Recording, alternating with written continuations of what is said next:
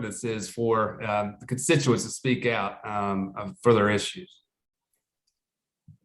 Well, I think that, as Charlotte mentioned earlier, if it's coming from you, coming from a constituent, someone who can vote or can have influence in your area, it makes all the difference in the world. And it's good to have, we used to have these letters, or petitions people would sign, and they'd have thousands of signatures. Well, that's okay. But one call or one letter, personal letter, or even a text from someone that's in my district was carried more weight than those type of things. And that's why every one of you, you know something about your representative or your senator or your congressman, whatever, and you have some kind of connection from a friend to a friend, whatever. I've always told people too, I think that a lot of times they overlook the spouse's connection. I always tell people your spouse is your greatest lobbyist if you're a legislator, because you live with them. You have to be with them all the time. So if you don't, sometimes it's stronger almost to get in touch or have a connection with a spouse through a friend of a friend or whatever, than it is to be in connection with the legislator, because you've got their ear. That's what it comes down to. But it's very important, very important. And one experience I've always had, I was in the legislature 20 years, and many big issues, we didn't hear anything, or I wouldn't hear anything from the constituents. And a lot of times what they'll say, or what I asked them about that, I said, how come I didn't hear from you on these things? And they said, well, we trusted your judgment on it. Well, maybe my judgment was good, maybe it wasn't. If I was better informed, I would make a better decision. And so again, that's why it's so important.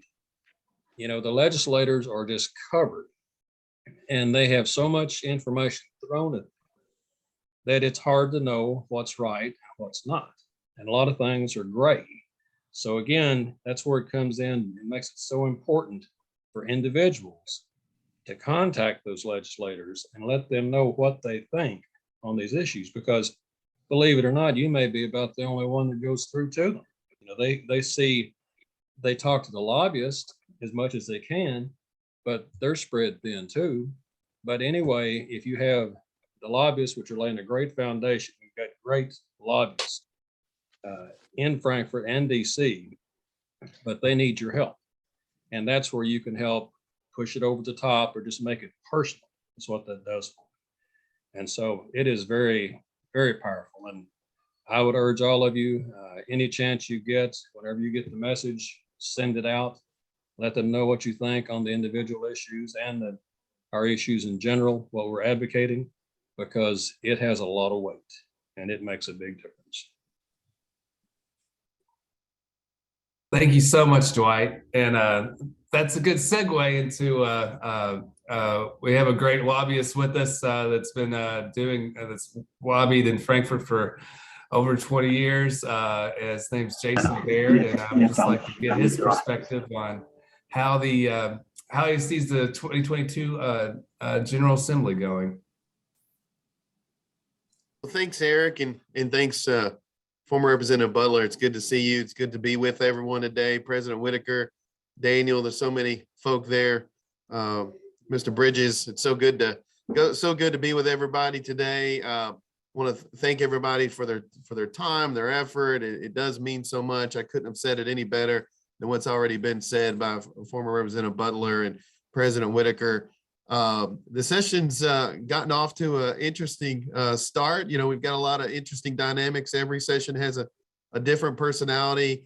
This one is no different, but you've got redistricting that has already gone on today at 4 o'clock is the end of the filing deadline.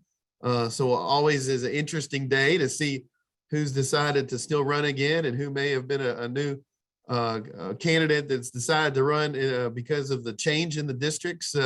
It's really going to be interesting come end of today. I will be definitely looking to see who's made some decisions maybe not to run again and who is running again. So that's interesting to some degree. Obviously, this is a budget session, and for the first time in my lifetime, the general fund has a lot of money in the between federal funds, and and a pessimistic outlook on revenue that the General Assembly took in managing things well. We're going to have, we've got a big, actually going to be able to refill the coffers in many ways for a lot of things that have been cut over the last 8 or 10 years. So got a lot going on this session. There's going to be always some pop-up bills, some surprises that we have to oppose because it's not good for ratepayers, or it's not good for seniors, or it's, we many times have to weigh in on tough issues like that, and also obviously support good policy when we see it. So your all's efforts are so important. Today, I believe, is the 15th day, I think, the 25th of January of the session. So, hard to believe, but we're almost a quarter of the way there. It's a 60-day, even year session. So there's a talk of tax reform being done towards the end of the session. Always gets my antenna up for this group. We want to make sure that they don't cut into any more of our retirement funding or try to tax any more of our retirement accounts in Kentucky. We've seen that occur before and fought back against that. And so it will be interesting to see all what happens this session.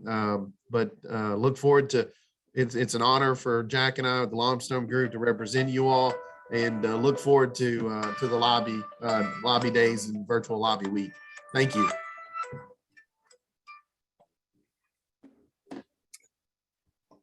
Thank you, Jason. I think that with that, if Scott Wegenist, are you on to talk about how we get folks registered and make sure that we've got everybody in the system so we can tell where we are with our meetings? Good morning, everybody. It's good to be with you again.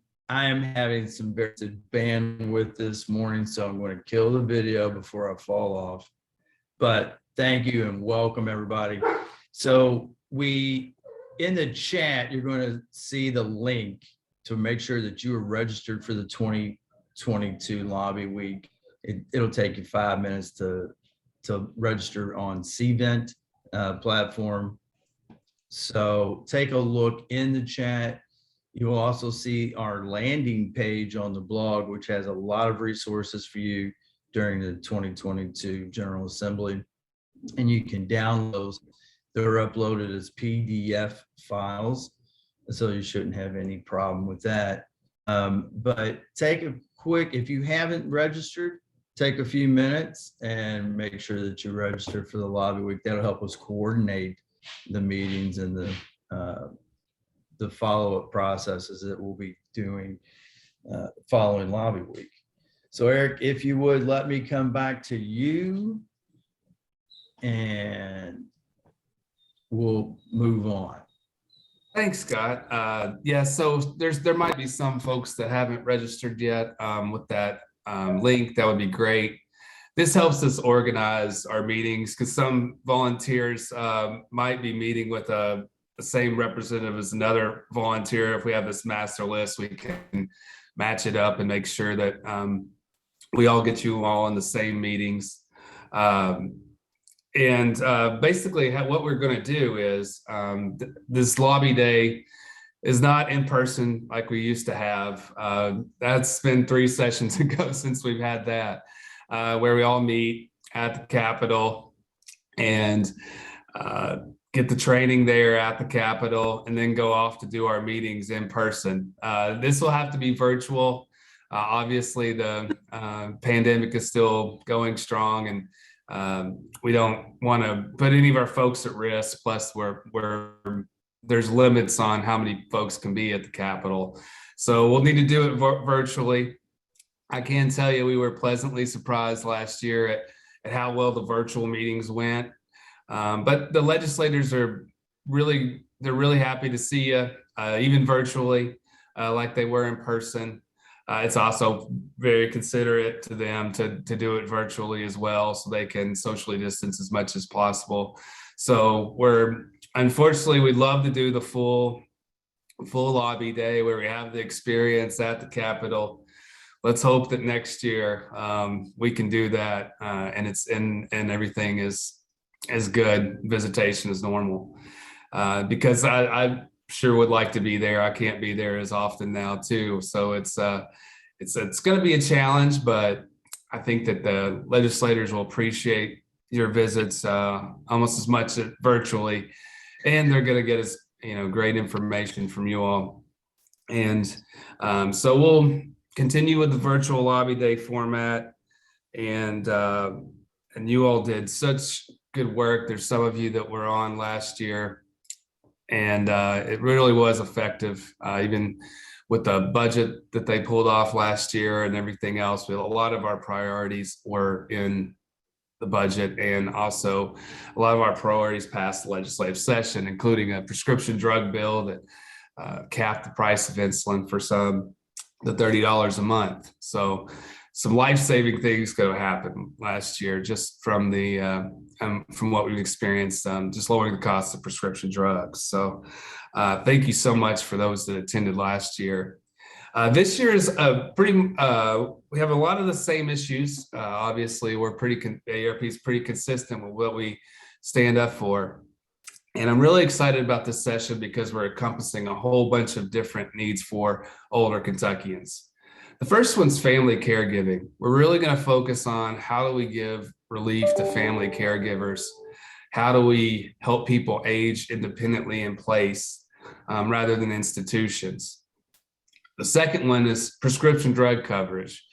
Everybody has expensive drug costs, and it's going up. It's going up well above the level of inflation, and it just seems to be going up without any end. AARP will help try to find opportunities to stop prescription drugs from raising their prices. Let's make prescription drugs more affordable. There's also another issue with broadband. Let's make sure that we have broadband coverage, as Scott needed some more broadband earlier for his video. We need it for Eastern Kentucky. Sometimes some folks might not even be able to get onto this because of their broadband coverage. So that'll be covered in the budget. And we also have things like home delivered meals that will be in the budget. Kentucky is one of the states that needs these home delivered meals the most. And also we're a state that has a hard time fighting isolation. A lot of the folks are isolated out there. Sometimes this home delivered meal person is the only person that comes to check on throughout the day. So let's fully fund that in the budget.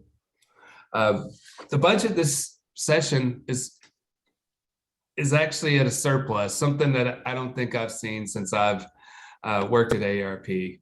And also before that, I can't remember the last time we've had a budget surplus, but a lot of the federal money came in, helped push the budget, the American Rescue Plan Act funds, and there's a lot of different matching for medical assistance provided in there for home and community-based services as well.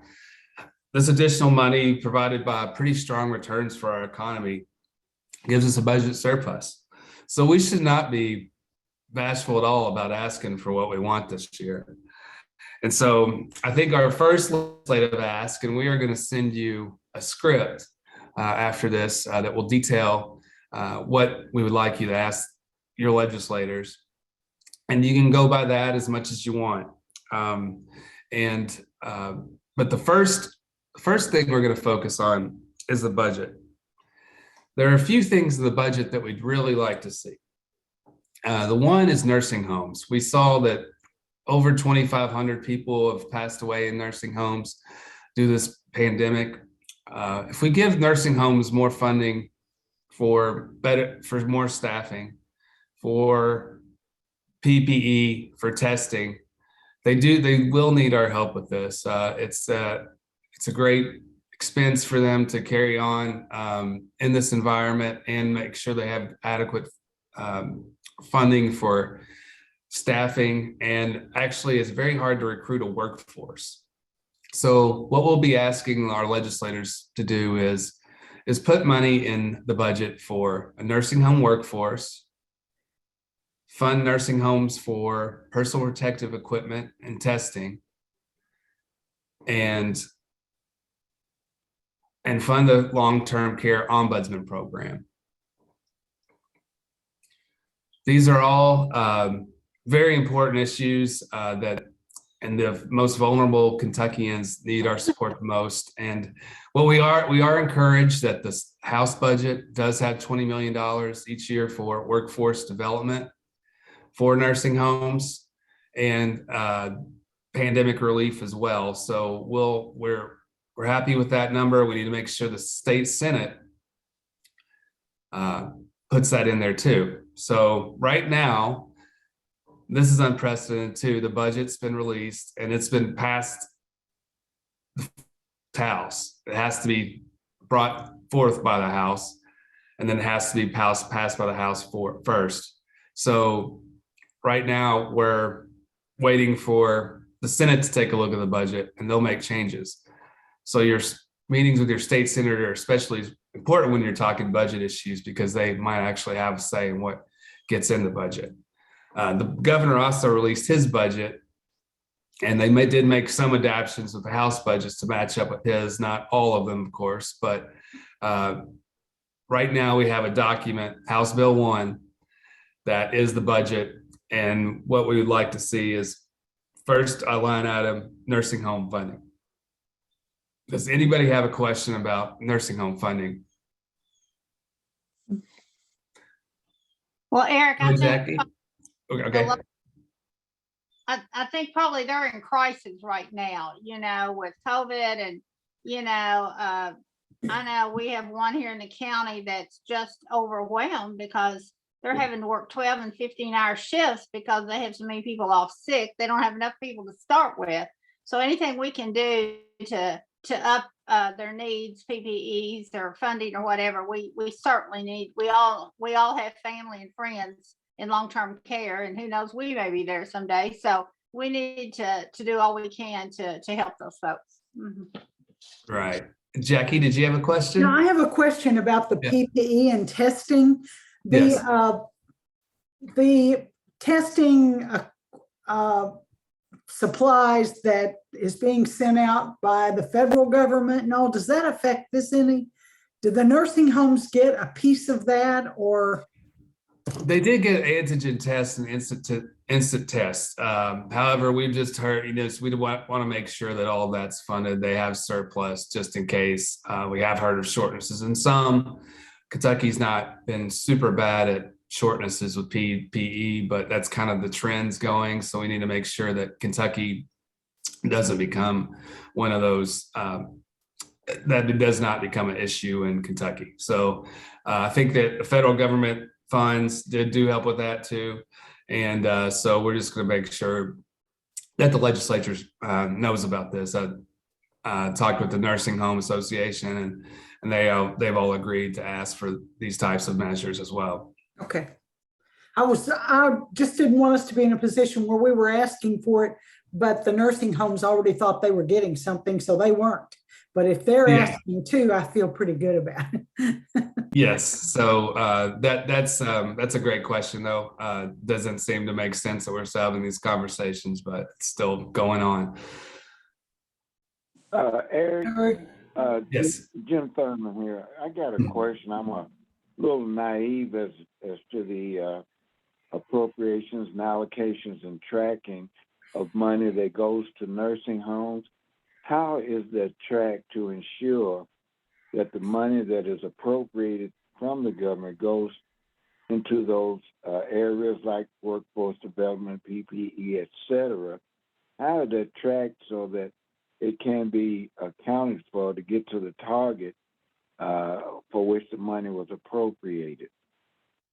We'll have to see how the Senate puts it in their budget as well. It looks like the House's will basically done by kind of a grant opportunity for those nursing homes. They'll apply. So I assume that they'll have to have accountability of where all the money goes that they did offer them. This is additional money that we haven't seen before in the budget. So this would be a new mechanism. That's a good question. How do they make sure that every nursing home is using the funds appropriately. Honestly, did they line on it for just something in general, and are there bad actors that don't really get to the staffing situation or protecting the safety of residents? But I believe that they will hold those folks accountable, and we'll have to see. I don't know exactly how the details work on this yet. It's just a line item in the budget right now. Didn't say specifically how they are administered, but that's a great question. I do think that the state does do a pretty good job of holding folks accountable for the funding that they do get. A lot of times that's through grants. You apply for a grant through the states. They know the exact purpose of where the money's going and how they can trace it that way. Eric, my question's along the same lines. I mean, we've had different efforts to try to have minimum staffing levels, and wouldn't it make sense to have this money tied to minimum, especially for aides? And the big problem with the nursing home aides is they don't pay them very much money. Mm-hmm.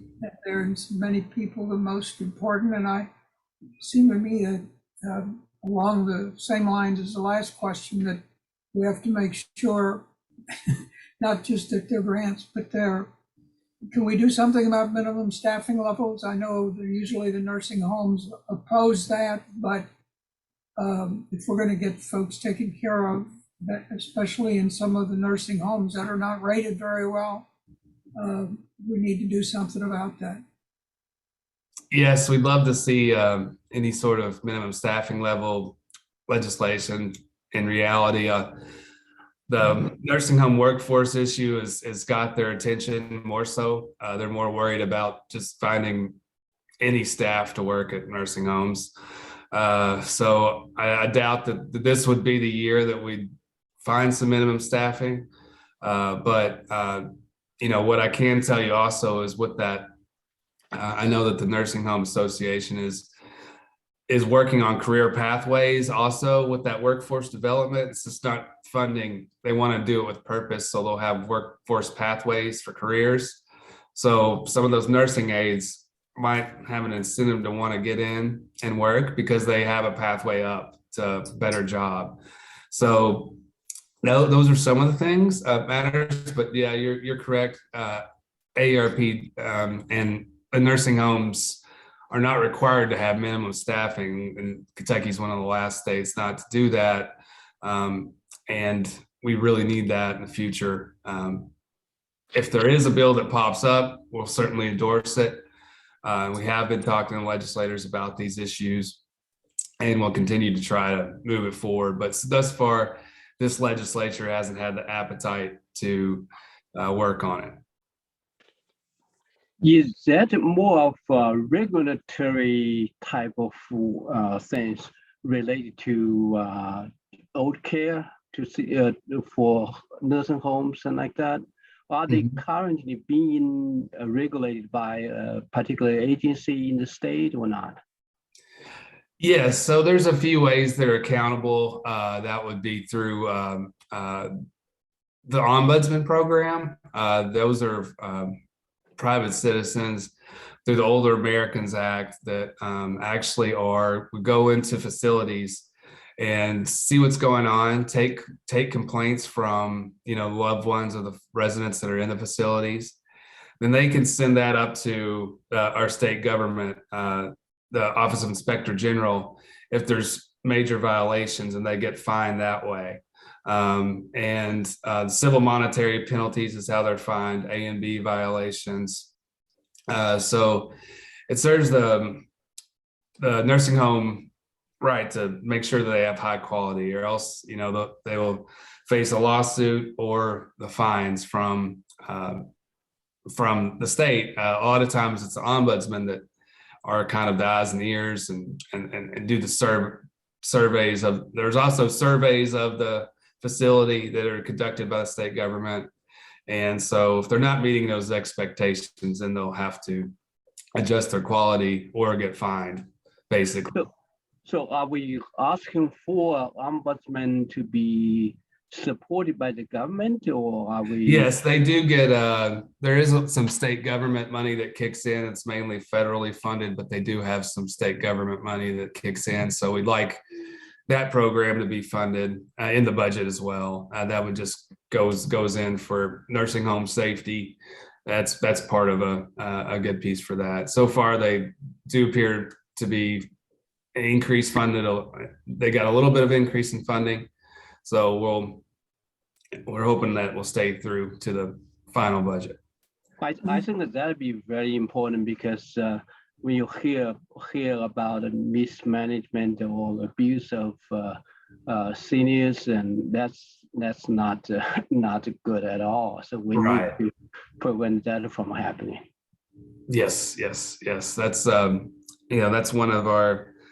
I've served on the long-term care task force, which was put together after the pandemic hit, and just hearing the stories of what's going on the ground is just heartbreaking. And so this is an issue I'm very passionate about. I'm sure most of you all are, and it's that's just as Dwight said, it's unless we don't raise these issues, then folks might not know about it. So very important issue. Thank you all for the questions. Thank you. Eric, before we leave this topic, it seems like previously we talked to legislators about the ability or inability to sue a nursing home. Is that an issue anymore that we're going to talk about? No, the liability, no, that's already passed. Luckily, there's I've talked with the Justice Association, and they believe they still have, if there's any sort of egregious type of thing that happens, they'll be able to have they'll be able to sue folks if it comes down to that. While we would like them not to ever have that language, that the liability, like during a pandemic, you cannot basically sue for our damages. There still is room in the Kentucky Constitution for people to have their legal rights. Also, CMS guidelines for nursing homes kind of gives them their own rights as well. So fortunately, we're okay there. But if anything else pops up, we'll certainly take a look at that, make sure our policy is not in opposition to whatever bill that's landed. Okay, thank you. Eric, can you hear me? Yes. This is primarily just a statement, but when we're talking about healthcare shortages, that just does not involve the nursing homes. That involves our hospitals drastically, our provider practices. Everyone is very short-staffed, and just competition everywhere. We get staff, and nursing homes get staff, and then someone else pays a little bit more, so they move there. It's a major issue in all healthcare aspects. Yes, and they actually, we're specifically surgically focused on nursing homes, but they've actually provided some relief for healthcare workers too. So in general, for all, to try to help that workforce in all levels for hospitals or wherever any sort of nurses are needed, home care, etc. Sure, thank you. Yeah, thank you, Carla. Great point. So we also have home and community-based services that's funded in the budget, and that's really near and dear to our heart because we like to keep people aging in place, living at home, and not in institutions. And that's part of the budget too. So that's if we just would like them to fully fund home and community-based services. We have been encouraged by what they've done. They've increased reimbursement rates for providers, which should encourage providers to come build more home and community-based services in your area. There are additional slots for Michelle P. waiver, those types of waiver services. And also the home and community-based waiver slots are good, which basically means those folks that can't afford they can live away from nursing homes, but they just need some sort of assistance for a home where they can live. Outside of that, the home and community-based waiver services provides that through Medicaid. And we do have plenty of slots available for that. So it's encouraging that they've increased the funding for that. You can thank a lot of that for the American Rescue Plan Act funding.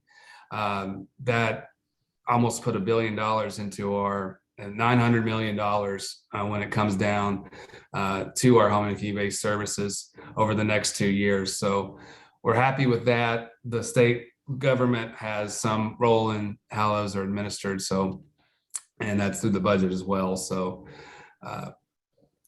Eric, can I say yes. something?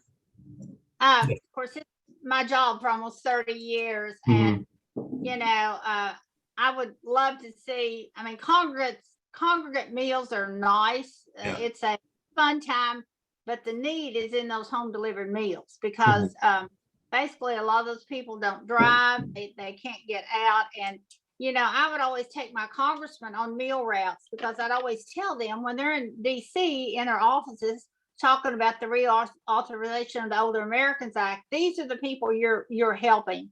And I think it's probably one of the best programs that has been run during COVID because any of us could have been on those meals. There was not a income requirement, or, you know, if you were over 60, you qualified for the meals. And for, you know, a lot of people that did not feel safe in going to the groceries, you know, it's been a fantastic program. And I'm very excited to think, you know, that maybe more people can be on these services in the next couple of years. And it's definitely a need. I actually spent a day with Congressman Comer about 2 weeks ago. For those that you don't know, AARP Foundation actually has donated $1 million to West Kentucky for tornado relief for our seniors. And it's gone to 10 different entities. There are Community Actions, ADS, United Way, so 10 there, but it's like three ads and so forth. But where I'm going with this, the 100,000 went to legal aid, which is under the Older Americans Act as well. And can you imagine all the legal issues these people are going to have down there? A lot of them don't have money for attorneys, so I think that's just amazing. But yes, if we can get our friends to support the meal program, that's huge. Eric, thank you for your work with that.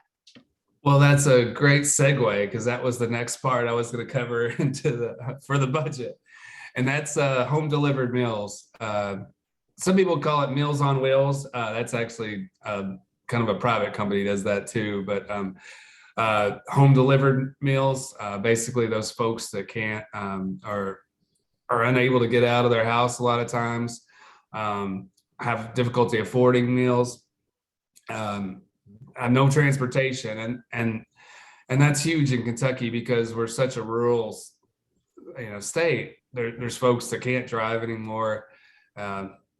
Going to town's a big hassle, and maybe even 10 miles away, or maybe over on treacherous roads near the mountains. So the home delivered meals is a big. We give a ton to seniors, and I saw a statistic that Kentucky's older Kentuckians are third in the nation as far as being in danger of being hungry. We rank around 26th in how many home delivered meals we send out. This is something that's been good to see. The House came out with its budget initially, and it did not include. It was flat funded for those home delivered meals. The governor talked about his budget and his budget address, and then they had a committee sub that fully funded the home delivered meals program. So the House budget right now has that in there.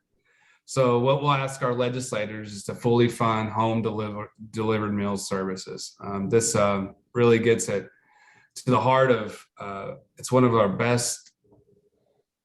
best things we do, really, because those folks that are out in those rural areas, some of them might not see another person for a week or so. That home delivered meal person comes, They also do safety checks just to make sure the folks are okay when they get there too. So it's and the folks don't feel as isolated. So it's a great service that's provided. Unfortunately, it's needed for a lot of folks, but this is one of the good things that our state government does. And the Older Americans Act, when it got passed, is a great service.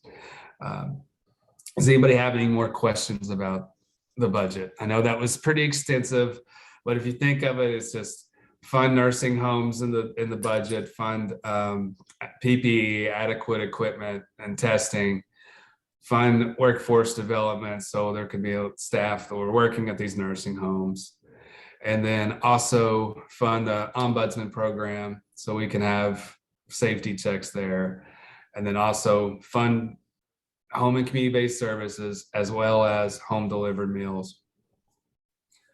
Eric, is the funding what Charlotte just said for everybody over 60? I mean, it was great when the governor had that supplemental Yes. money, but with this now in the House budget that you said, Yes. sub fund all Yes. meals for everybody over 60? Yes, yeah, that's what they have said. I haven't matched up the numbers perfectly to see if it's the same amount, but that's what they have said is in the budget now. That's what they included. They included the governor's proposal for home delivered meals and their version of their second version of the budget that's going through. So pretty happy about that. Representative Danny Bentley actually was he carried that part of the budget. Just a quick question about the meals. Mhm. Is that based on some scale of the economy? So for the more low income individuals, or how does that work? Charlotte might have a better view about how that works. She worked in it for years. There's actually two programs. There's the Title III and then there's the home care. One program is based more on income, but the other one is strictly if you're over 60, you qualify. You know, when there used to be waiting lists, but there aren't now. So because of the extra funding that came down through aging. So you know, I'm serious. If you know, I could get the meals delivered if I wanted them, or I could go by. They do a lot of drive-through pickups right now too, as well. So you know, it definitely does have some to do with health. You know, if someone is you know having health issues, they're probably more apt to get them if there should be a limit in a waiting period there. But right now, pretty much anybody that wants to be on the meals can be on them. Is that the way you understand it, Eric? I know that it's mainly targeted towards, you know, lower income folks, but you know, with all the transportation issues we have here in Kentucky, no public transportation, things of that nature, I could see how many people might need those types of meals. So yes, Yeah, I know some individuals, maybe the income is okay, but they cannot drive, and so that become an issue, I think. Well, something they do as well, they're called shelf staple meals, and they usually have 2 weeks out there.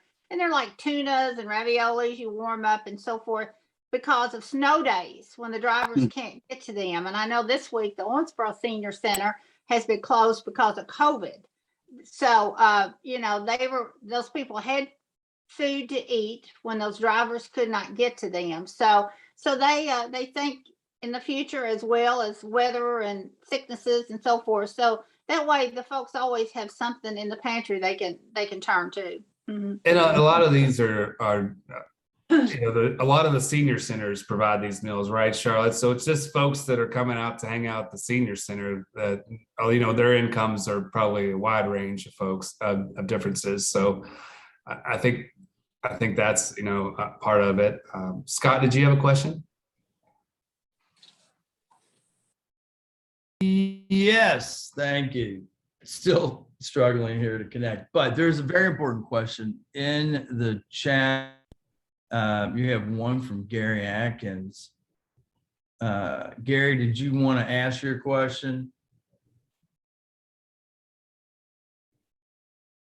Gary says for the Sure. legislative ask, if our, Sure. go for it, Gary. One of the things that I found last time was that when I was talking to my representatives and about a particular issue, and they said, "Oh, I'm a sponsor on that bill." You know, I wasn't aware of that.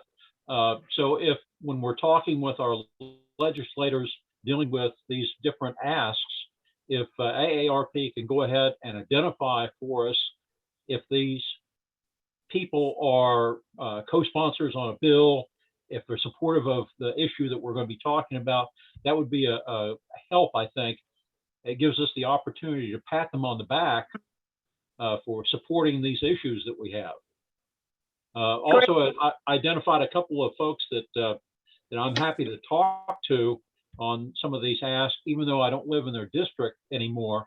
But where I've worked with them either with a long working history as a lawyer or a relationship I have with them, like Dwight was talking about, because my wife is a first cousin to Dan Bentley. Yes. So I know Dan very well. Yes. I don't believe we have anyone that's in his district registered, and I'd love for the opportunity for you to meet with him, especially. And I'm open to that, you know, and anybody that wants to join in on some of these meetings, it's totally fine with me. The faces that they see that are familiar, even the more helpful for getting our point across and educating our folks. Representative Bentley, that's a good segue into this next section right now. I noticed that Chris in the chat even put, he noticed that Josie Raymond is a sponsor of House Bill 59, which is his, and then also Representative Bentley. There's actually about 30 sponsors on that bill. One thing you can do is in that Word document, legislative priorities, actually link the bill. So when you click that link, it'll take you to the bill and it'll show all the co-sponsors on the bill. But what we'll do is we'll make note, we'll try to match that up with our legislators and see, you know, who's one of the sponsors, who's one of the primaries, who's carrying the bill, stuff like that. And Jason, Jack Hillard's on, who's a lobbyist as well, or Scott or me or Daniel will actually join in on these meetings to try to make sure that, you know, if something like that falls through the cracks, we know, you know, to thank them for being a sponsor. Also, if you want, if the legislators seem enthusiastic about a bill that we're talking about, you can ask them if they would like to co-sponsor, and you know, a lot of times that happens. I think our state president Charlotte Whitaker is probably the best at that. It seems like every time I send her in there to ask about a bill to her state representative, the state representative then not only votes for it, they tend to co-sponsor it. So that's also a great strategy. And the meeting's going well. Usually you can, you know, just ask for co-sponsorship of the bill, and that makes it even better. So that gives me into a segue about prescription drug bill, and that's the Representative Bentley. We just brought him up talking about prescription drugs, and you know, Americans pay the highest drug prices in the world. Folks are, you know, especially for things like dementia, where a lot of our seniors are finding themselves, just huge costs. You know, who can afford the price of these prescription drugs? And you know, a lot of times insurance isn't even covering it. So what we can do is try to lower the cost of prescription drugs by the methods we know how. One of those methods is capping and putting folks into programs. And so Kentucky has one bill sponsored by Representative Danny Bentley that really works towards helping folks that have diabetes. Last year, you might have remembered we lobbied for a bill that capped the price of insulin for those that were under state health insurance plans, which a lot of the folks were having to pay, even though they were on insurance plans, still paying hundreds of dollars for their insulin, We heard heartbreaking stories about folks rationing their insulin just because they couldn't afford to eat. It was either that, they'd have to, and they ration their insulin and unfortunately might pass away just because they couldn't afford their insulin. So hearing that, a lot of the legislators have taken charge, and this is probably the most bipartisan, nonpartisan issue that we saw last session, and it appears to be this session too. Representative Bentley has figured out a way to pay for keep more folks, back to try to lower the price of insulin for some that have high out-of-pocket costs. And this bill, which is House Bill 84, basically it makes the continuing access to insulin program available for Medicare Part D enrollees, and will also help enroll uninsured and those with high deductibles in this program. If they spend $1,000 more in a calendar year, this program will chip in and allow them to have free medications or reduced price medications. So in theory, makes it more affordable for those that have those high out-of-pocket expenses for insulin.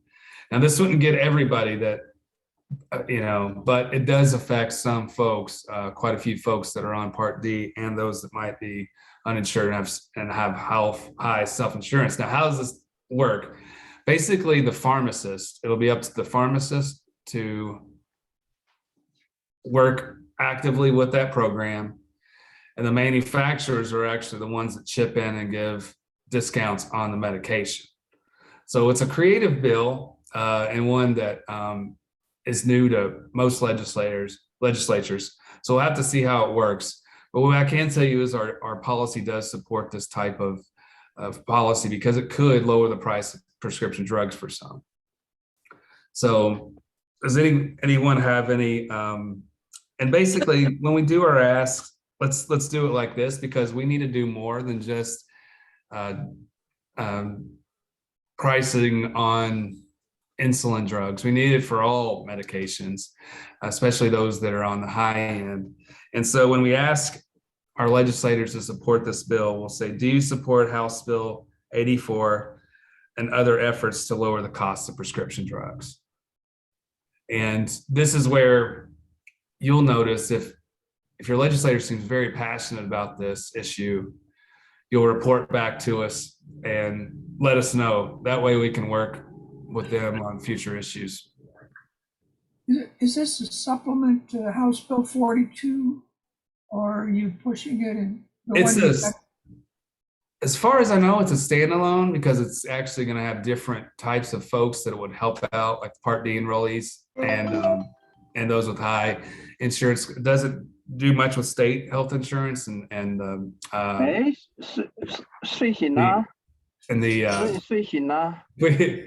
can all mute, please. Okay, thank you. But it'll basically it is a different bill. It's not connected with that bill as far as I know.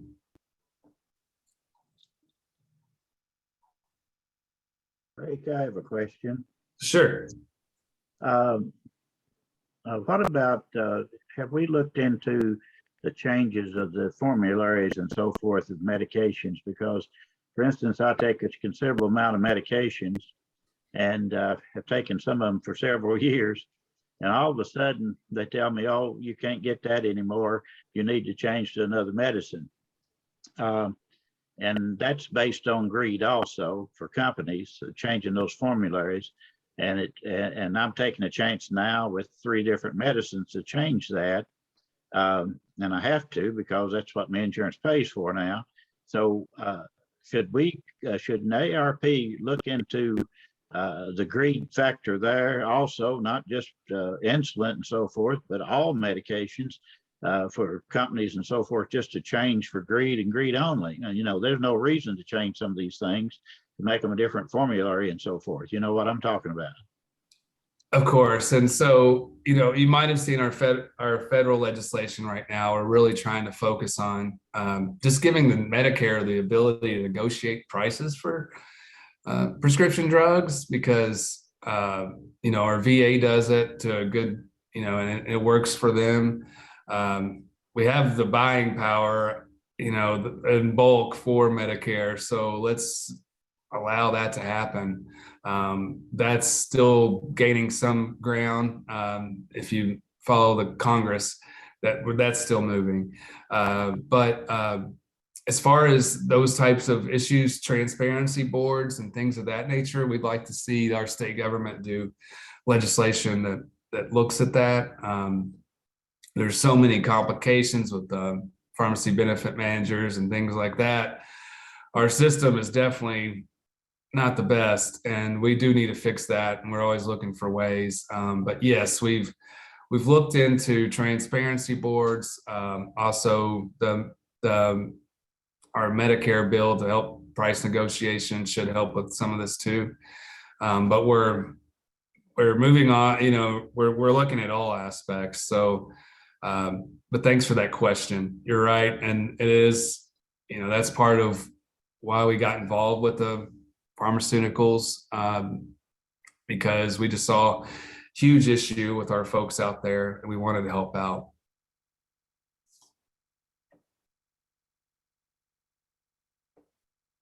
Any other questions?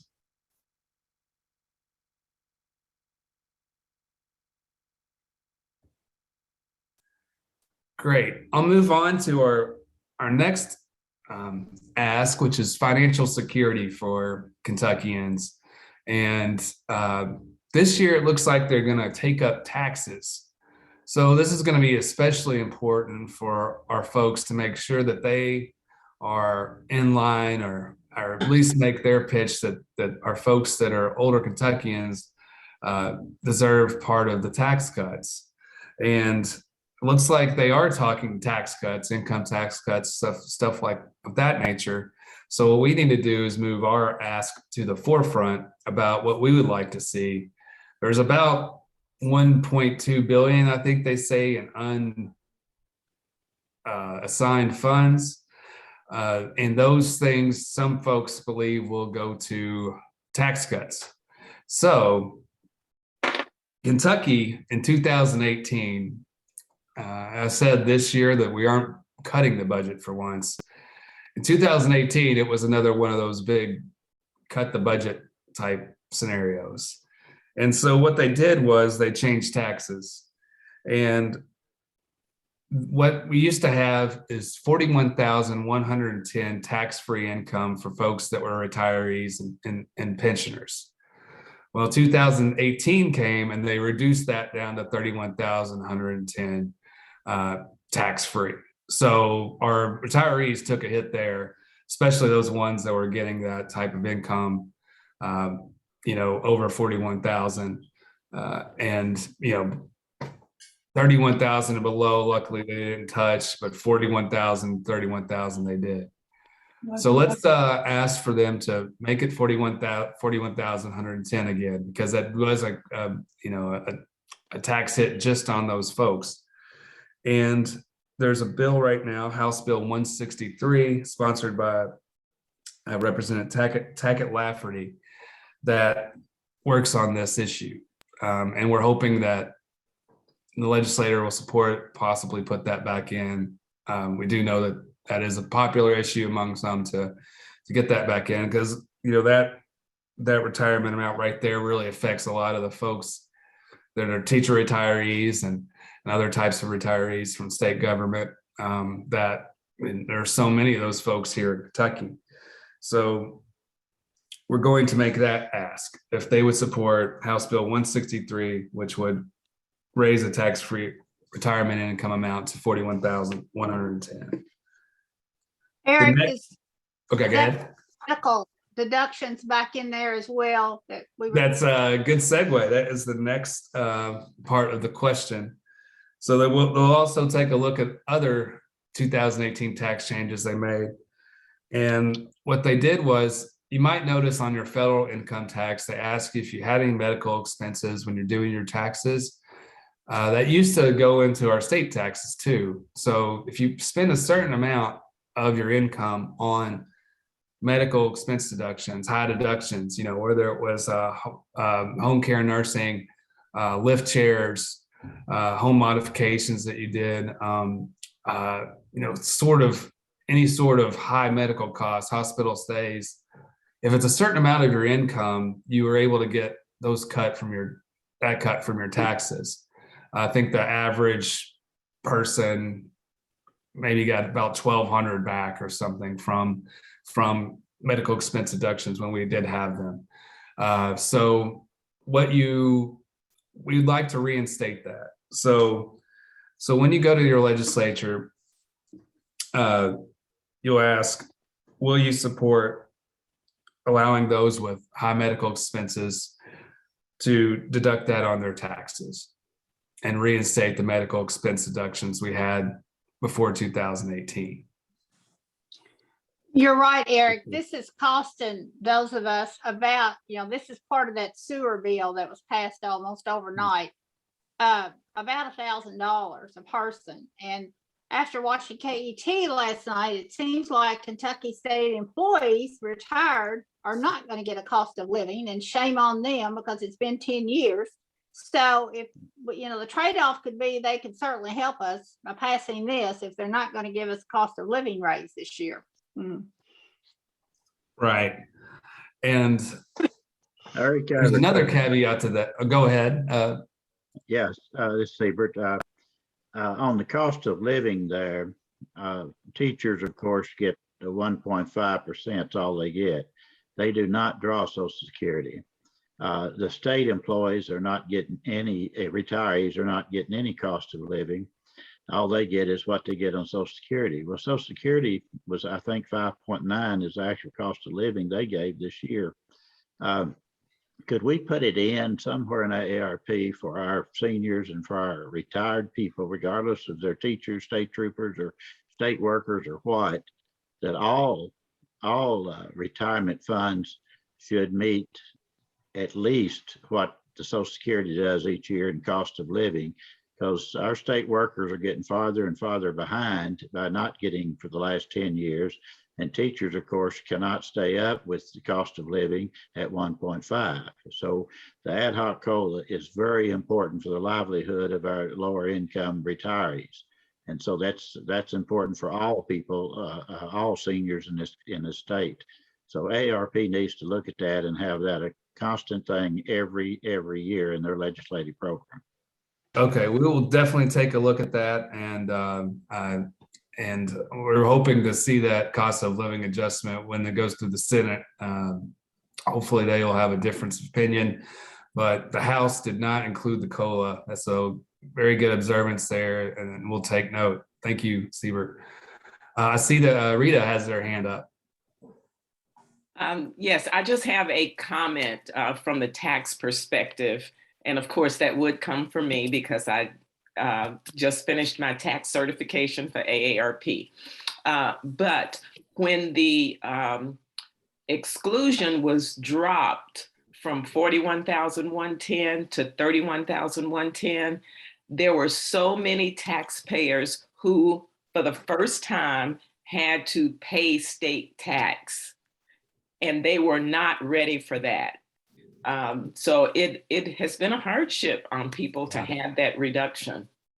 So I just wanted to make that comment, and let's bring it home to our legislators that we need that minimum increased back to 41,110.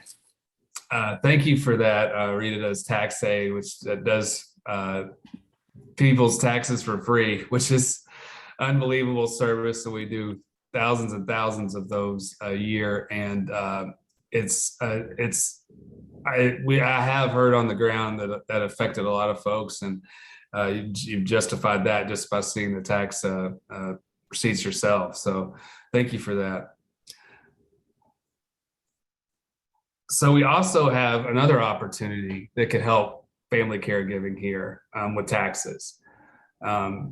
We've been trying to do this at the federal government too, but family caregiving tax credits.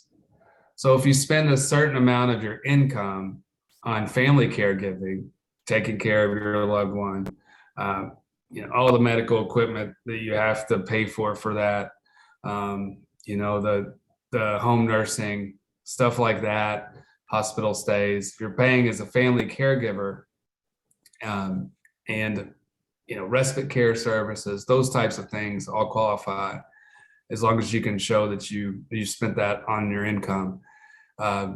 Just like the medical expense deduction, you would get a tax credit for those types of services. It would be around $1,000, nothing huge, but if you went to a certain amount of it, spent a certain amount of your family caregiving tax on family caregiving, then you would be able to get a tax cut. And that's something that we've also wanted in the budget for years. I think a few states have passed that, not many, but it would be nice if Kentucky be one of the first to do that. So that's another thing that we're looking at when it comes to taxes. Any questions regarding the family caregiving tax credit? Great. And we'll send you more information out and make sure that, it's scripted out for you. And if you have any questions, it is the 7th through 11th. Just let us know. We just want to make sure you're as comfortable as possible moving in your meetings. Of course, legislation is complicated, and a lot of times the legislature will bring out different types of issues that we are unprepared for. So we'll get into that a little bit later on how we talk to our legislator. And the next one, this just popped up. So this is kind of breaking news here. House Bill 341 is a bill that deals with utilities. And basically what this does, it takes the power away from the Public Service Commission to review rates that are asked for by your utility companies. And as you know, you don't really choose who your utility company is. So it's pretty much a monopoly. So therefore, they need government to regulate how that goes. And they need accountability for each pay rate increase that they ask for.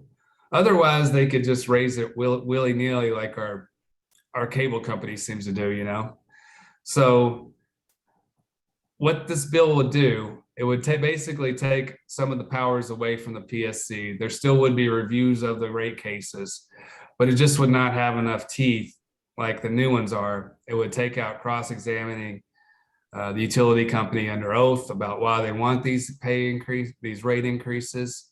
It would allow them to do mini rate cases. Basically, what we see this bill is doing is opening the door for higher cost electricity. So we would like people to oppose House Bill 341, which is currently got released Friday. So we're trying to make sure that it doesn't go any further. But it's could be in the Natural Resources Committee. And that's, so when you meet with your legislator, we'd ask them to oppose House Bill 341 that would hurt PSC regulation and potentially open the door for more utility rate increases. Eric, who's the primary sponsor on that bill? Do you know? Yes, Chairman Jim Gooch.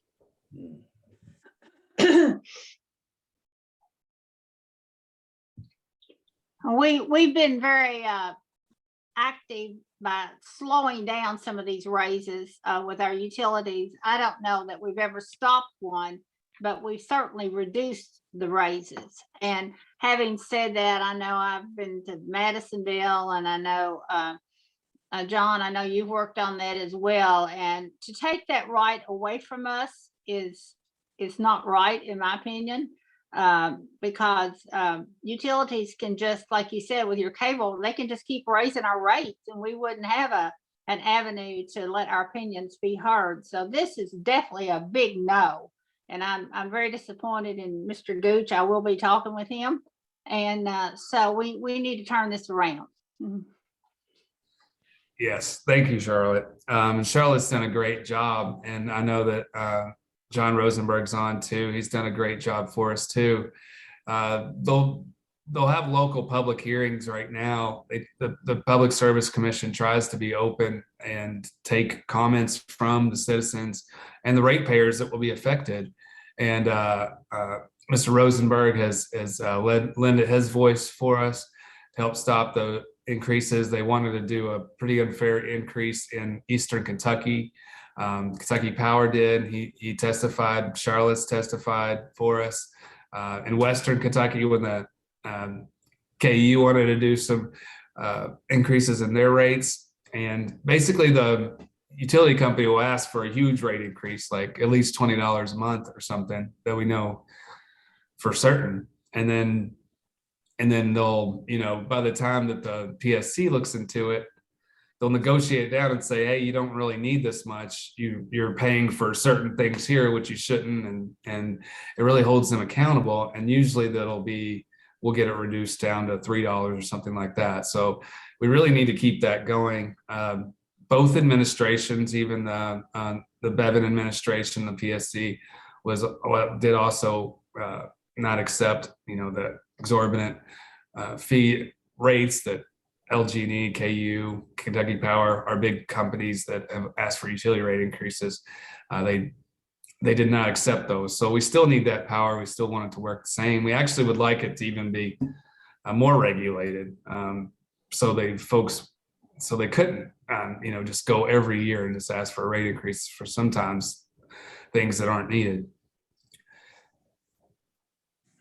Well, and like we talked yesterday, Eric, I mean, this affects our schools, Siebert. It affects our parks and recreation. It affects Kroger. Our groceries are going to cost more. My goodness, how much higher are they going to go? If they have to pay more for electricity, then they're going to charge us more. So it can have a huge impact for all of those, especially over the age of 60. Mm-hmm. Yes.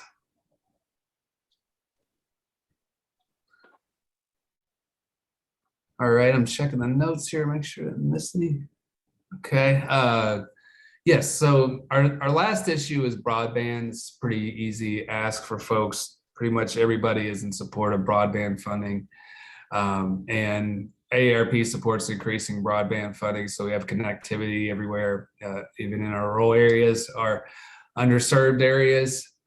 Making sure that those folks, was a lot of money in the American Relief Plan Act that allowed for broadband expansion.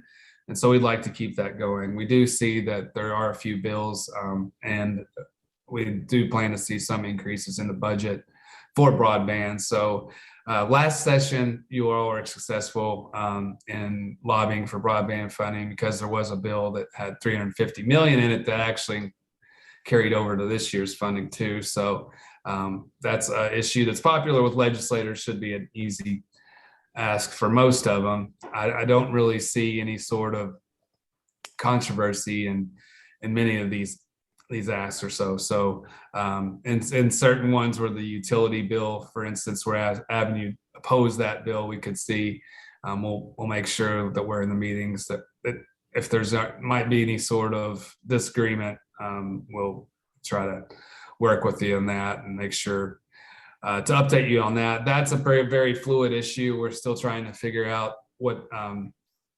concessions, or if any, the sponsor will make on that, and then also what kind of chance it has. But we're building partnerships with other organizations to try to oppose that as well. So, Eric, did you send out the asks that are on this sheet? Yeah, we're going to. Okay. Mainly it's in the priorities document right now, but the asks are so fluid. I wanted to make sure you had the latest copy, and we'll send that out after at some point. I think it would be helpful for some of us, either in the training or on this document when you send it out, one or the other. Okay. If you can put what their probable objection will be, so we'll be ready for that one, especially because what I always run into is the same. They say the same thing every year on these. So I kind of know with mine, if I'm talking to the same one, what they're going to say, because it's the same thing they said last year. But if it's a different person, sometimes it's something I never even expected. So if you guys are more in tune with it than we are. So if you could just put, a possible or a probable objection that they're going to have, or what they're probably going to say, that would really be helpful for me and probably some others. Okay, will do. If you know it. Yes, yeah. And that gives it takes us into a good segue for how to speak with our legislators one-on-one. And let's see, host Scott's broadband is all right. I wanted to flip it over to him to talk to you a little bit. Just, I've given you, I'm sorry, it's a pretty heavy legislative agenda this time. Apologize for the length of that, but these are all important issues that we need you all to talk to your legislators about. And with that, I'd like to flip it over to Scott to talk a little bit about the ABCs of speaking with your legislator, and and that goes into rebuttals and those types of things. Scott, are you on?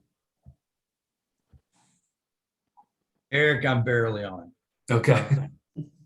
Still kind of sketchy here on the broadband here at home, but what we have prepared for you, unfortunately, many of you have lots of experience working and speaking with others. I'm just going to briefly tell you there's a document that's posted on the AARP blog that you can download as PDF. It's sort of an overview of how to have an effective communication with your lawmaker. So I don't know if you can hear me. We can hear you. What's the AARP blog? It's aarp.org/KY. The link is in the chat. Okay. It's just the website, Jackie. Okay. So, All right. Scott, this sounds like Scott's having a little bit of issues. He keeps going in and out. Sorry. On mine. So Scott, if you could, there. Okay. So yeah, Scott will post it in the chat, and it'll take you there. It's kind of an overview of what to do. These virtual lobby meetings tend to go pretty quickly. So they're usually coming in and out of meetings. It's understandable. They have tons of committee meetings. They have tons of meetings with constituents, and also they have to go to session at 2 every day. So the biggest thing is to make your meeting, make it there on time.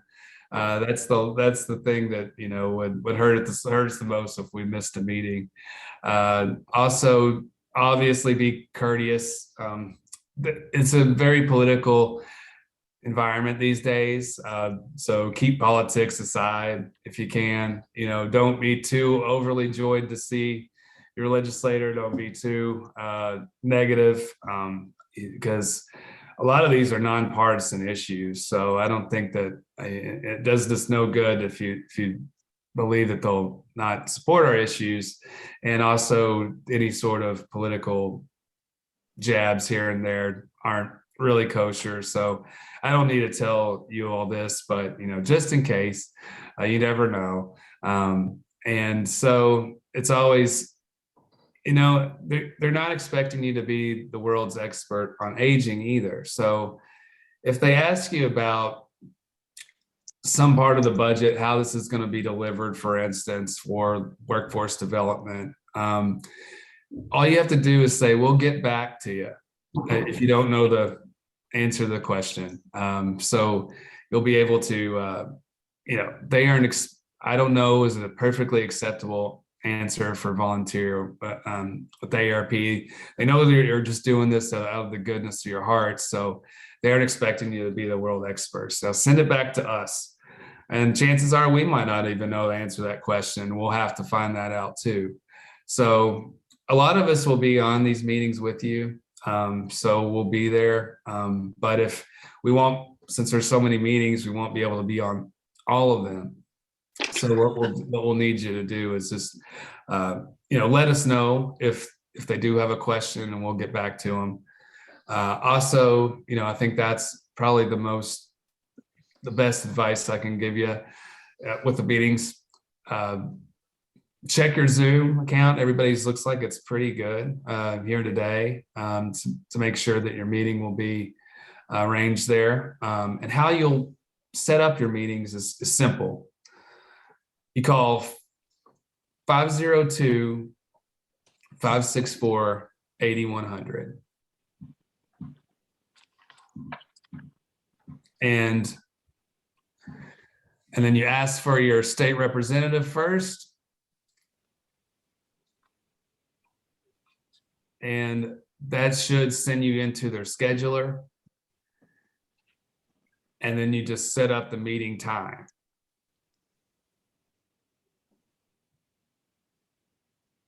Could you repeat that number again, please, Eric? 502-564-8100. Are they usually very open to people meeting with them, or do they try to dodge it? Most are very open to meeting. That's kind of their job. That's actually the part of their job they enjoy. I've had so many meetings where they've just kind of kept me in there because they didn't want to do the real work that was coming out after. But that's, we're the ones that get them elected. So it serves them to really meet with their constituents. You're not going to get 100% that are going to be able to schedule your meeting. It's one reason we gave you a whole week to put it in, just because they're so busy. And a lot of times they just really don't have that time on their schedule. So don't feel rejected or anything, that those types of things just happen. Just as long as you make the meeting, that is good for us. Obviously, after you meet with them, a thank you is really good too. Just a quick note, email to them always is helpful. I see that Chris has his hand up.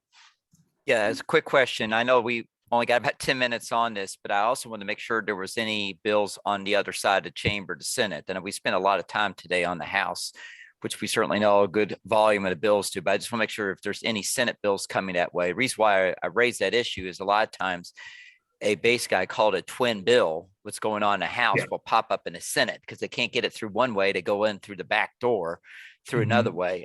Scott knows me well. We worked together for over 20 years back in the Kentucky General Assembly. So I'm definitely interested to see if there's anything going on in the Senate so that we can be watchful of that.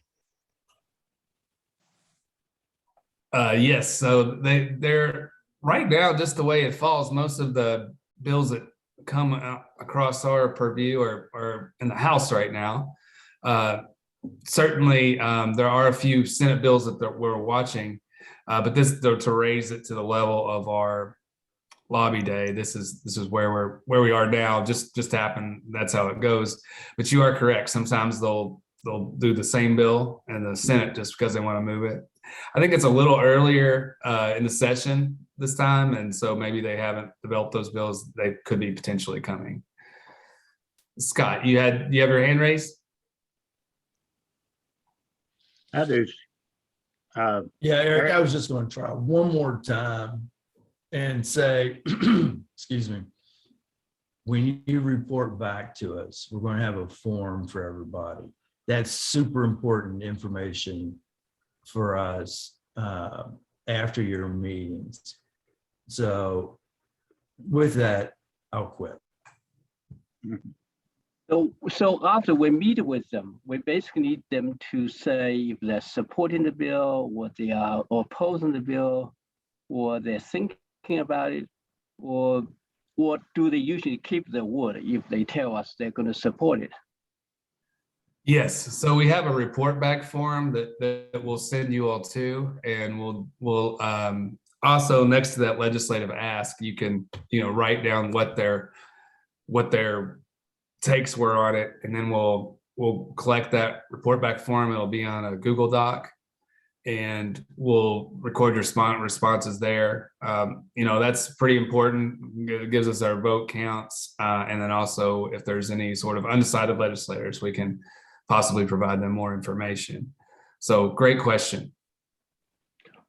Eric, I have a question.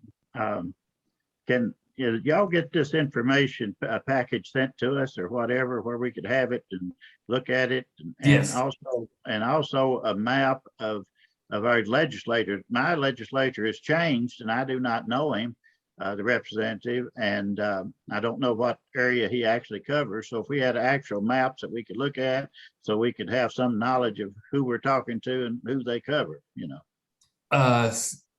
If Scott, if you could put the who's my legislator link in the chat, that would be good. Eric, Yes. if any of these groups would like for me to be on their call with them, I would be open to doing that. Just send me the link and time, and I'd be glad to help anybody. But I also think there's going to be areas of the state that maybe we don't have volunteers, that we need to set up something, maybe with leadership or something, to get this word out to all the districts. There also was a question about filing today. I think that was from John. Has that been extended with that lawsuit about the redistricting? To my understanding, that was the filing deadline was extended to today. So yeah, and then the districts will go with the old ones right now, because the redistricting map is going to be in the courts for a while. And so the current legislators, there's no way to find your legislator, how it'll be on the new map yet. So we'll go with the old map.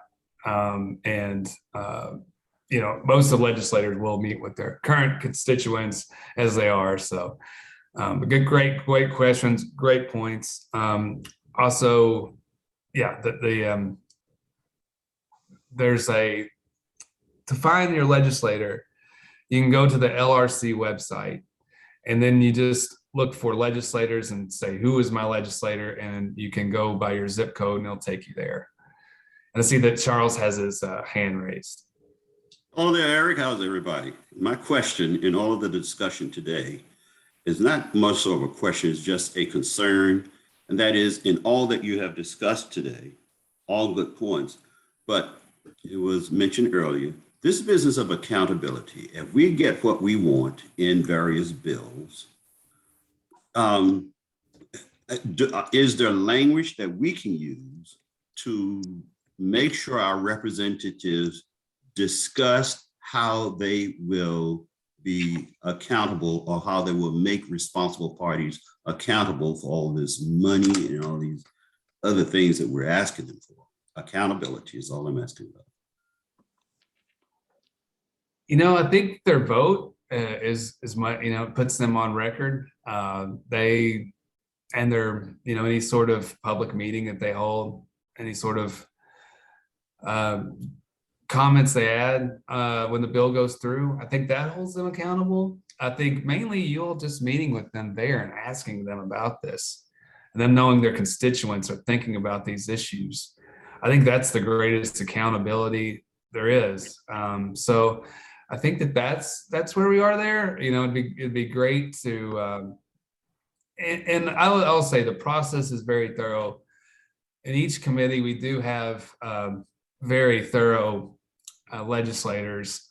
Some are very good at just delving into policy, making sure all the checks, balances are there, and then they're accountable. And that is available to watch on public. If you watch KET legislative coverage, they'll have all of the different committee meetings that you can choose from to watch to see how the sausage is made, as they say in Frankfurt. But that's a great question. I think that you all meeting with your legislators is probably the best way to hold them accountable. But you're right. We need more transparency in government, and our state government is pretty transparent. It's not the best, it's not the worst, but they do give us a chance to let our voice be heard. I can't tell you, I'm a little concerned, how it is during COVID. Not as many people are able to go to the Capitol and testify in front of committee, for instance, where a lot of things are stopped and adapted through the process. But I think that your voice is really what holds them accountable. Well, I'm not so much so talking about the legislators. We know that their vote means they support. Yeah. But I'm talking about when we pass it on down into the community. Can we have some, is there a way that there would be language in the bill that says when our legislator passes it on to the community representative, for example, for nursing homes? What is the tracking mechanism that shows those nursing homes are in fact training or doing whatever the bill asks? I'm getting beyond the level of accountability for the representatives. Right. We'll need to, let me see if I can work on just how we think the accountability is going to go with that. Was this a line item that they put in the budget? And, I know the nursing homes ask for it, but always that raises my antenna and do they have the best interest, or is this more of a thing that they'll use to fill their own coffers with? Right. So, yes, we'll work on that and look at, and the folks that are working on that issue, actually the person that put the budget request in, I'm pretty sure is Senator Adams that Jackie's meeting with. So I think we'll work on that to figure out how there is accountability. Thank you for that though. You want us to do it like, can you give me the dates that you want us to schedule these between? Yes, so the target dates are February 7th through 11th. Jackie, you have Senator Rocky Adams. I'm not sure if anybody else on the call has her too. I know that there's multiple volunteers that have her though. So you'll be the captain for that legislator. And so this is how the sausage is made on our end right here. You see just how we've been keeping up with the folks that have signed up. So Rita, Jackie will set up the Julie Rocky Adams meeting with you. And so we'll coordinate that. Jackie, you'll let us know when your meetings are. So everyone let us know, email edevans@aarp.org. And copy Daniel Rowe to drowe@aarp.org. When you have your meeting set up.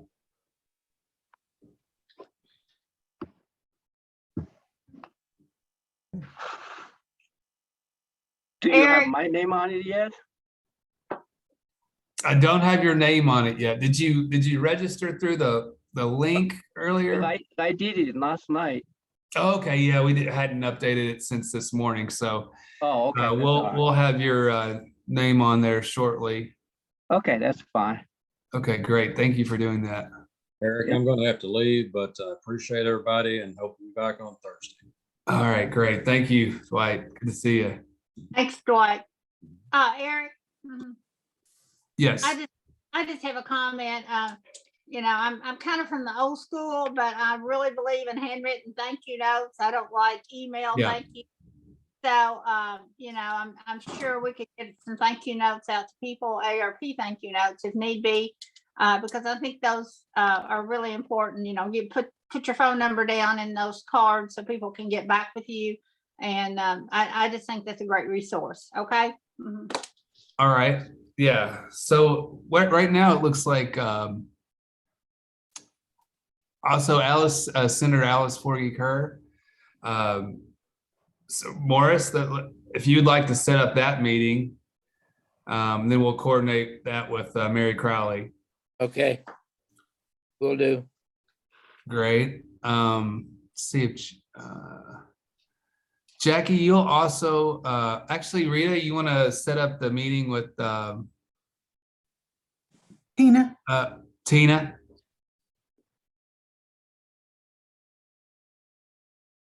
Which Rita are you talking to? Oh, actually, she's not on, is she? Okay. Well, since I have you here, do you want to set it up for Tina too as well, Jackie? Sure, I'll be glad to. Oh, Rita has Jerry. I'm sorry.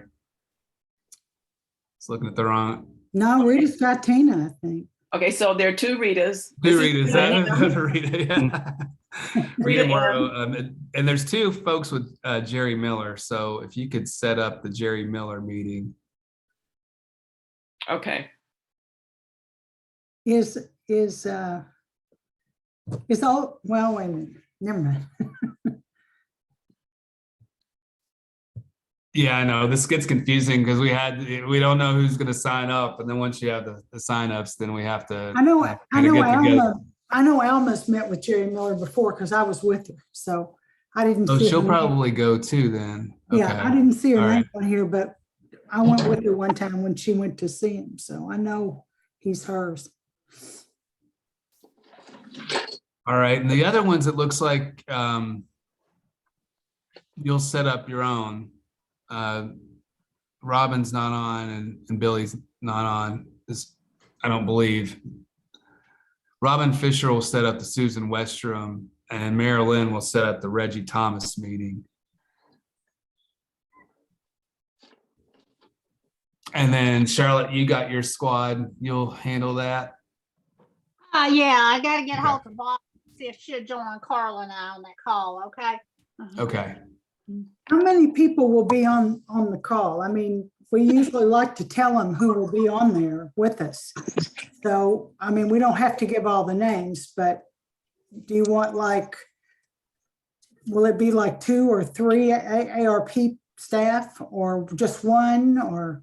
Yeah, so I will still accept people that register. So I don't know exactly how many will be meeting, but you could say for yours, definitely there will be AARP staff. It'll be me most likely if I can make it. And 2 or 3. yes, yeah, 2 or 3, of yeah. her constituents. Make sure you say her constituents. Yeah. I know mine, but they will usually say, if it's somebody they don't know that asks them a question or tells them something, they will usually start out by saying, "Are you a constituent?" Right. Especially in person. They don't do it as much on the phone because I think they already know because I tell them. You know. Yes, that's a good point. The first thing you should do is always introduce yourself as their constituent, and tell them where you live, so they know for a fact. Right. Eric, there are a lot of meetings and a lot of opportunities for meetings during those 3 or 4 days that we're going to be doing this Labor Day thing. There are going to be times when one of you guys on staff will not be available. We'll just go along with what we already know. Is that correct? I've got no problem The with legislative, the script that I'll give you, it has the questions pretty clear. Just always, lead with that you're their constituent. And then if you have any sort of personal stories, I know a lot of us do, especially Charlotte with home delivered meals, Charles with your family caregiving. It's always great to tell those personal stories, to draw your legislator in with the personal story about why you volunteer for AARP, why you're passionate about this issue, maybe personal experiences you've had with some of the issues that we're lobbying for. Eric. Okay. And yes. Eric, since you mentioned home delivered meals again, I really need some advice from Charlotte probably. I think increasing fundings is terrific. It seemed to me that when the governor added that supplemental funds at our ad board, it wasn't just everybody who was over 60, but there were still some guidelines. And I know, when you go to a senior center, you can put $1 or $2 in the basket. I wonder whether just saying we want meals free for everybody over 60 is just going a little broader than we want to do, unless you could say 400% of poverty line or do something. I just wonder whether whether there are some restrictions that. Well, yeah, I think that Charlotte said they don't really turn people away. I think there are guidelines, but they don't turn folks away. Especially with the ads. Obvious. Also, they get a budget. They have a budget at every organization at every level, so it's all based on their own budget. Well, there's still. I mean, I think if it would be good for us all, I think, to know what those limitations are. I mean, if you have a Right. budget, you still got to, if you have a budget, you still have to figure out who gets it and who doesn't. And I know it's generally based on income. And Yeah.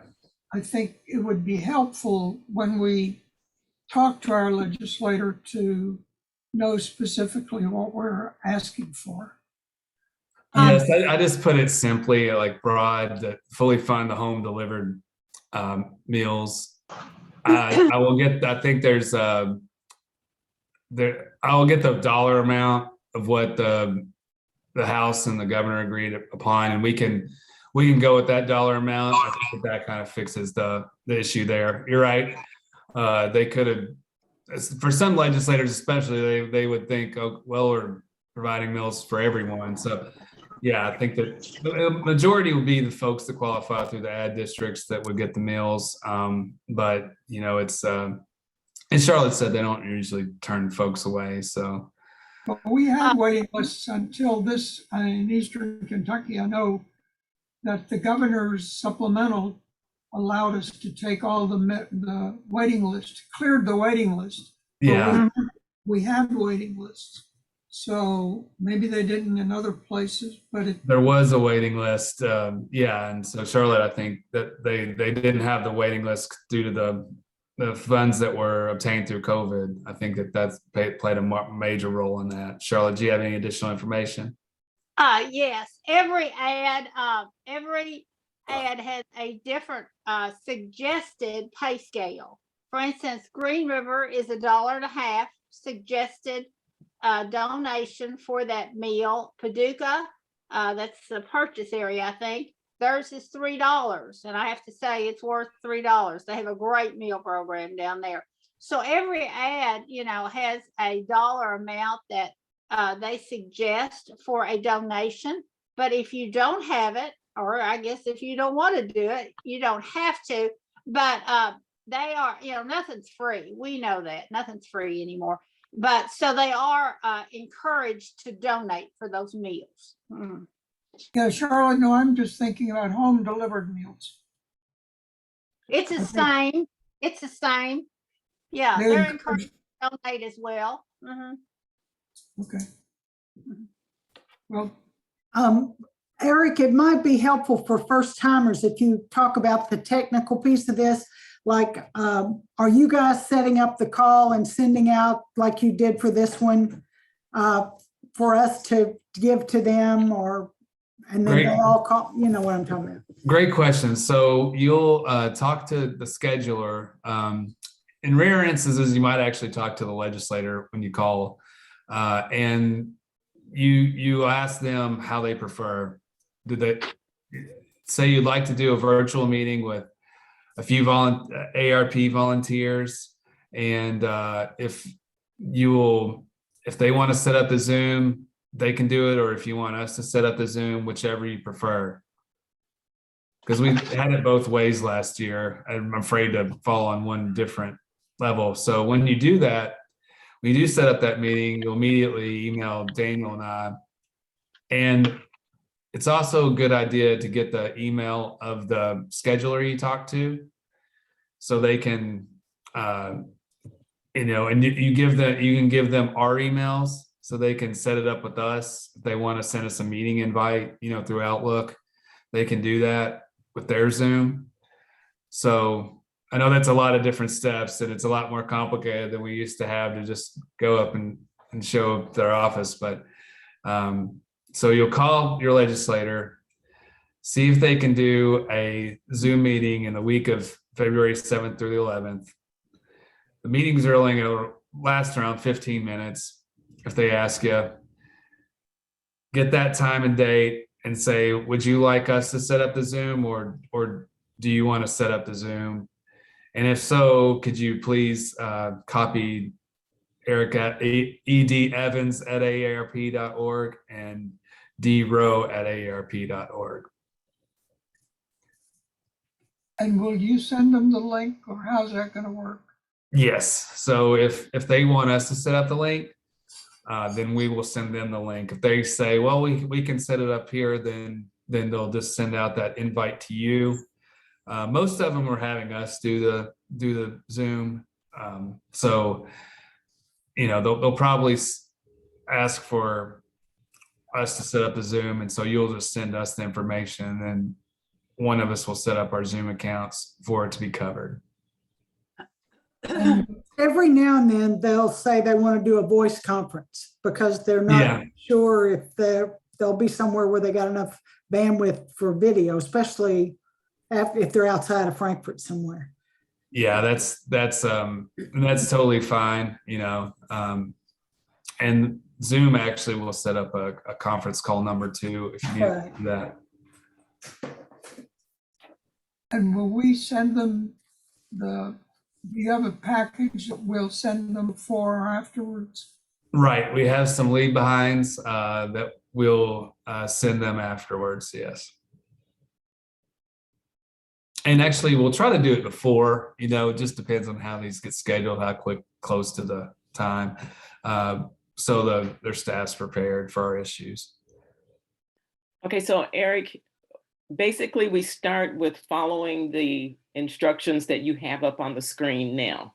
Yes. Okay.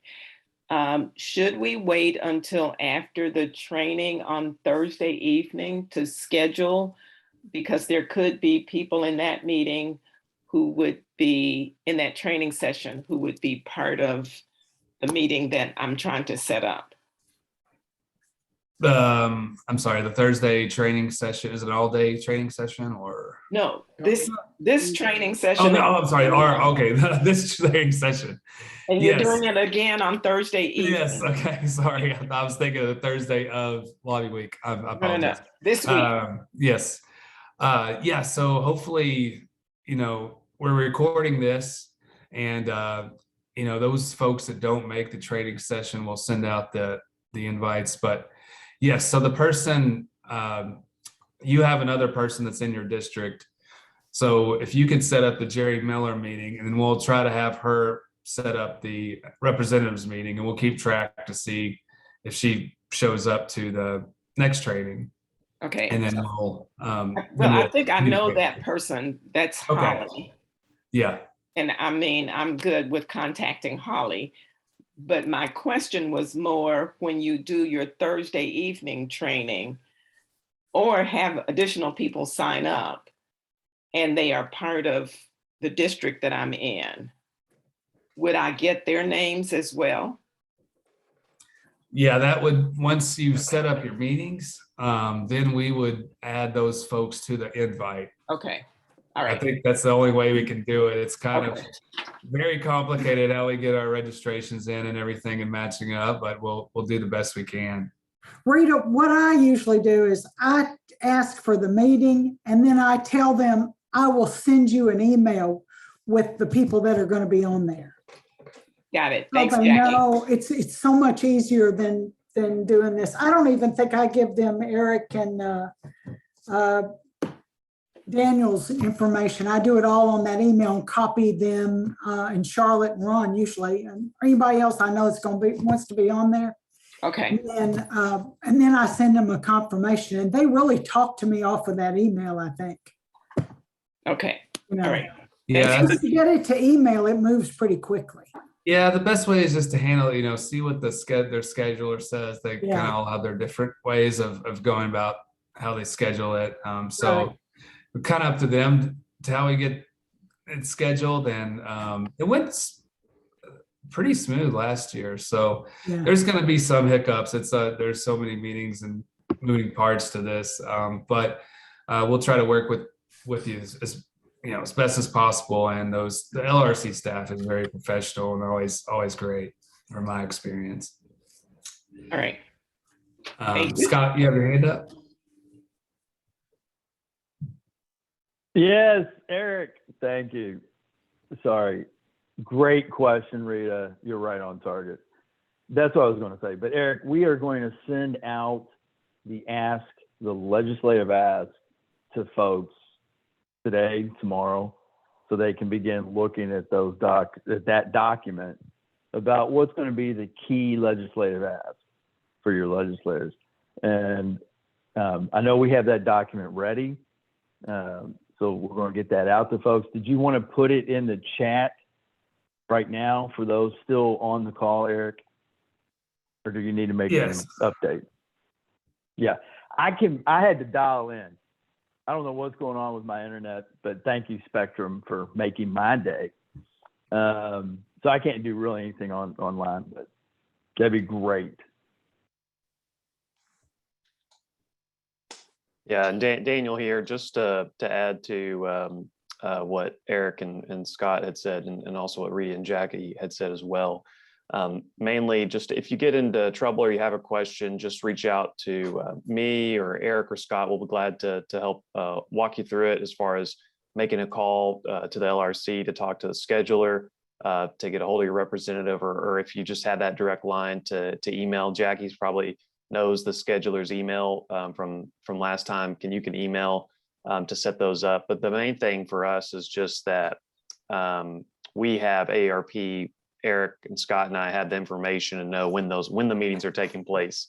And if you need help asking for a Zoom or setting up a Zoom, it kind of depends on your comfortability with that. If you don't feel comfortable setting up the Zoom, please just let me know. I'll be glad to set that up for you, so that you can have your meeting. Our goal is to have, when we look at February 7th through the 11th, a calendar, just to have like blocks of meetings, so we know when all these are taking place. It might be 5 on Monday, 2 on Tuesday, and just kind of going across the board, so we know exactly when all these meetings are taking place, and that we're able to join you if we're able to, as well as know, make sure everybody's coordinated as far as whether you're by yourself meeting with that person, you have your legislative ask, or whether you might have 4 other volunteers that are joining you as well. So we'll be sure to coordinate that as other people get registered.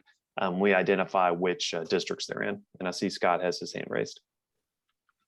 Daniel, thank you. Very quickly, folks. One of the really important parts of doing this, a lot of you use Twitter.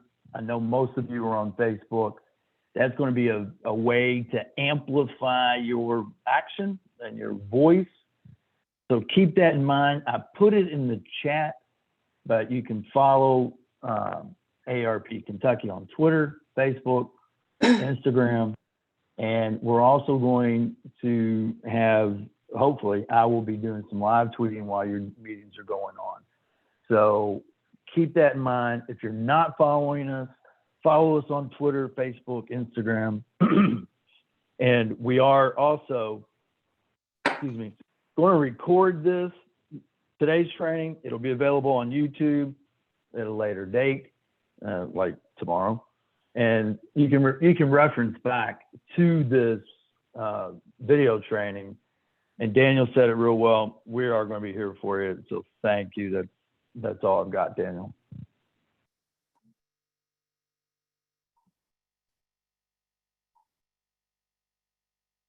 Well, thank all of you all for being on today. This has been great questions that we all needed to hear the answers to. Eric, thank you.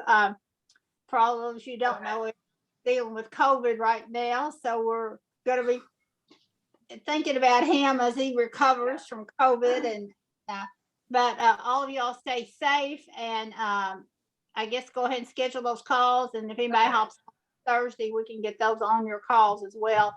And encouraging your friends. I know there aren't too many from Team Lexington call.